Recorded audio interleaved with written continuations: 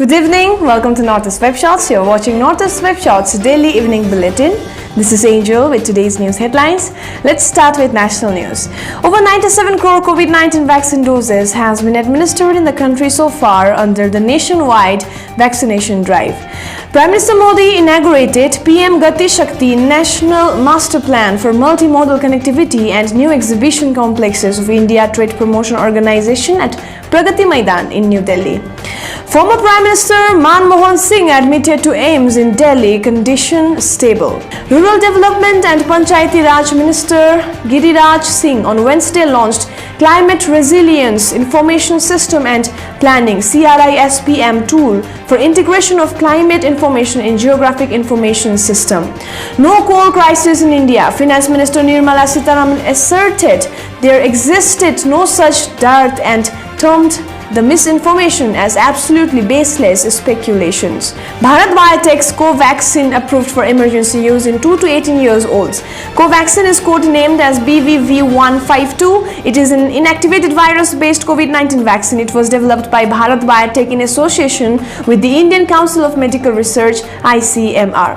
The government has notified new rules under which the upper limit for termination of a pregnancy has been increased from 20 to 24 weeks for certain categories of women. The new rules also cover mentally ill women, cases of fetal malformation that has a substantial risk of being incompatible with life, or if the child is born, it may suffer from such physical or mental abnormalities, to be seriously handicapped, and women with pregnancy in humanitarian settings or disaster or emergency situations as may be declared by the government. Delhi government launched its Desh Ke Mentors program on October 11, 2021.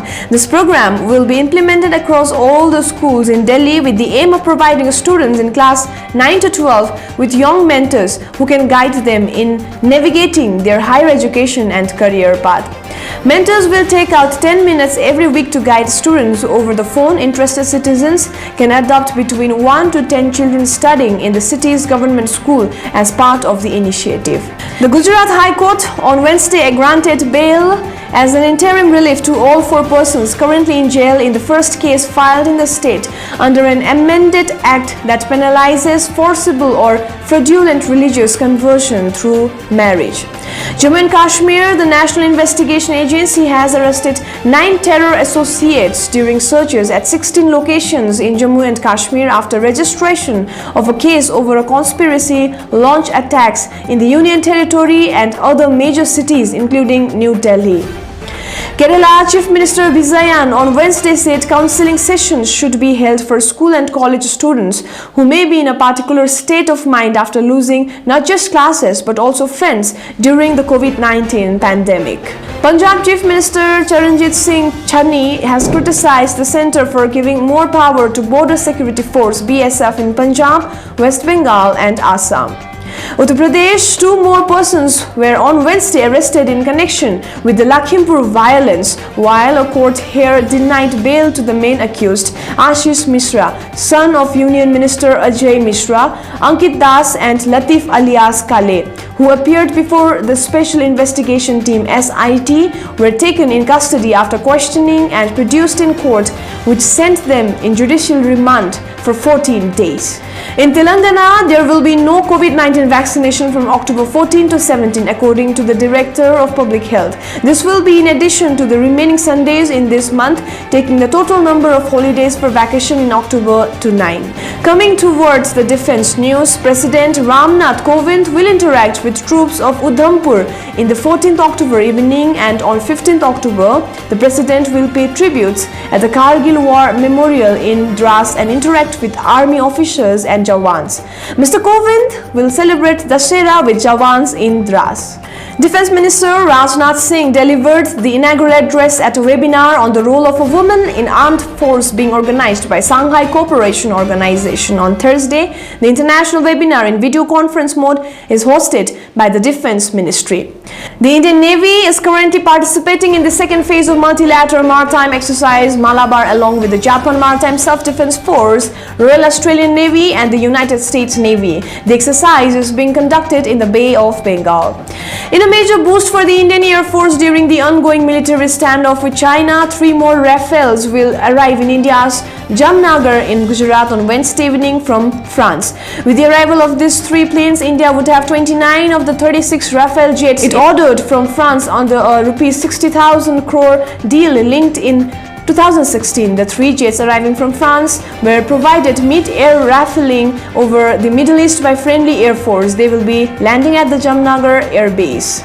Coming towards the international news, External Affairs Minister Dr. S. Jaishankar, who is in Yerevan, Armenia on the 3rd and last leg of visit to Central Asia on Wednesday, paid homage at the Sivsenar-Kebat Memorial Complex. Indian government on Wednesday strongly rejected China's objection to a recent visit to Arunachal Pradesh by Vice President M. Venkaiah Naidu and asserted that the state is an integral and inalienable part of India. In response to a media query about Chinese Foreign Ministry spokesperson's comments on the recent visit of Vice President of India to Arunachal Pradesh.